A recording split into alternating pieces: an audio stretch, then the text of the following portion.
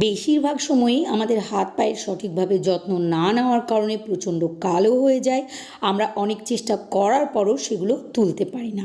হাত পায়ের সাথে সাথে ঘাড়, গলা, হাঁটু, কনুই ইত্যাদিও কালো হয়ে যায়। আর এই জেদি ময়লা, নোংরা ও ট্যান নর্মাল রেমেডিতে যেতেই চায় না।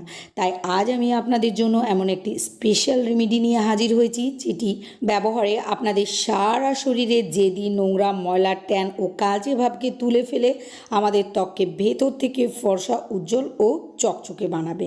আর এই রেমেডির প্রধান অর্থাৎ মেন ইনগ্রিডিয়েন্টস হলো 1 টাকা দামের একটি ক্লিনিক প্লাস শ্যাম্পু আমরা সাধারণত মাথার চুল ও স্ক্যাল্পকে পরিষ্কার করতে ইউজ করে থাকি, কিন্তু আমরা অনেকেই জানি না শ্যাম্পু আমাদের চুল ও স্ক্যাল্পকে পরিষ্কার করার সাথে সাথে এটি দিয়ে আমাদের সারা শরীরে জেদি, নোংরা, ময়লা ও কালচে ভাবকে তুলে ত্বককে ধবধবে ফর্সা করে নেওয়া যায়। সেটি কিভাবে তা আমি আমার আজকের ভিডিওতে আপনাদেরকে দেখাবো। এর জন্য আমাদেরকে একটি পরিষ্কার বাটির মধ্যে নিয়ে নিতে হবে 1 টাকা দামের একটি ক্লিনিক প্লাস শ্যাম্পু। আপনারা যদি এই শ্যাম্পুটি নিতে পারেন সব থেকে ভালো।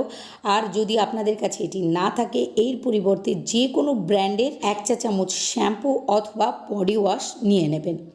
এটি ভীষণই ইফেক্টিভ ও 100% কার্যকরী একটি রেমেডি, যা একবার ব্যবহার করলেই আপনাদের পার্লারে গিয়ে ম্যানিকিওর, প্যাডিকিওর, ব্লিচ বা ফেসিয়াল করার প্রয়োজন পড়বে না। এটি আপনাদের ত্বককে ইনস্ট্যান্ট এতটাই ফর্সা, উজ্জ্বল ও গ্লোয়িং করে তুলবে।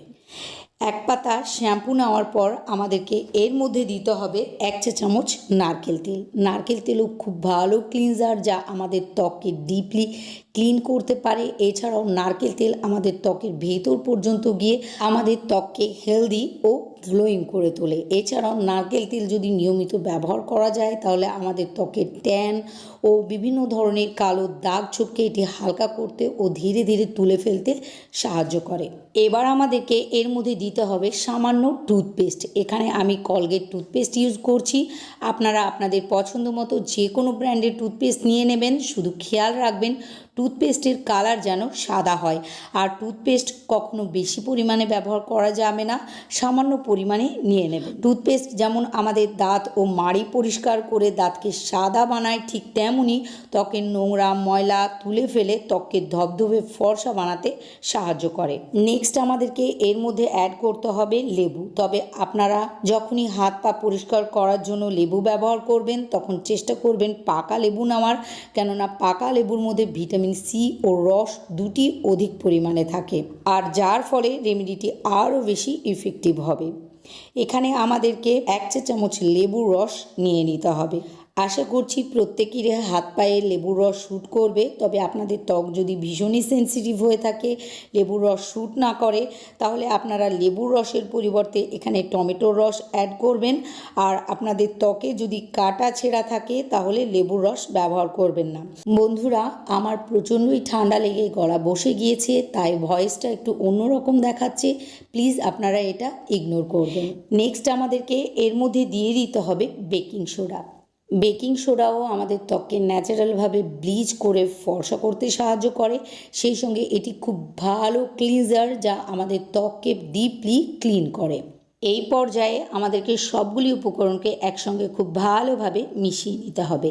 এই রেমেডিটি 10 বছরের বেশি যে কোনো ছেলে ও মেয়েরা ইউজ করতে পারবেন। আর এটি প্রতি সপ্তাহে অন্তত পক্ষে 2 দিন লাগাতে হবে।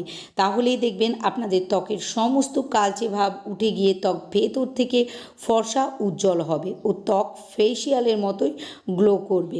ভালোভাবে মিশিয়ে নেওয়ার পর রেমেডিটি যখন তৈরি হয়ে যাবে, তখন আপনাদের হাত, পা, হাঁটু, কনুই অর্থাৎ যেই জায়গাটায় রেমেডিটি লাগাবেন, সেই জায়গাটা প্রথমে ভালোভাবে ধুয়ে মুছে নেবেন। তারপর এই রেমেডিটি ত্বকের ওপরে সমানভাবে লাগিয়ে নেবেন। আর লাগিয়ে নেওয়ার পর প্রথমে 2 থেকে 3 মিনিট রাব করে নেবেন, অর্থাৎ হালকা হালকা করে ঘষে নেবেন। তারপর 10 থেকে 15 মিনিট ত্বকের মধ্যে লাগিয়ে রেখে দেবেন। আর 10 থেকে 15 মিনিট পর প্যাকটি যখন শুকিয়ে আসবে, তখন এটিকে খুব ভালোভাবে ধুয়ে ফেলবেন। আর ধুয়ে নেওয়ার পর ফার্স্টবারই রেজাল্ট দেখে আপনি চমকে যাবেন যে আপনাদের ত্বক আগের থেকে এতটা ফর্সা ও উজ্জ্বল দেখাচ্ছে। সো ভিউয়ার্স, আপনারা একবার হলে রেমেডিটি ট্রাই করুন ও কেমন রেজাল্ট পেলেন তা কমেন্টের মাধ্যমে শেয়ার করুন। আশা করি ভিডিওটি ভালো লেগেছে। ভালো লাগলে অবশ্যই লাইক ও শেয়ার করে দিয়ে আমার পাশে থাকবেন।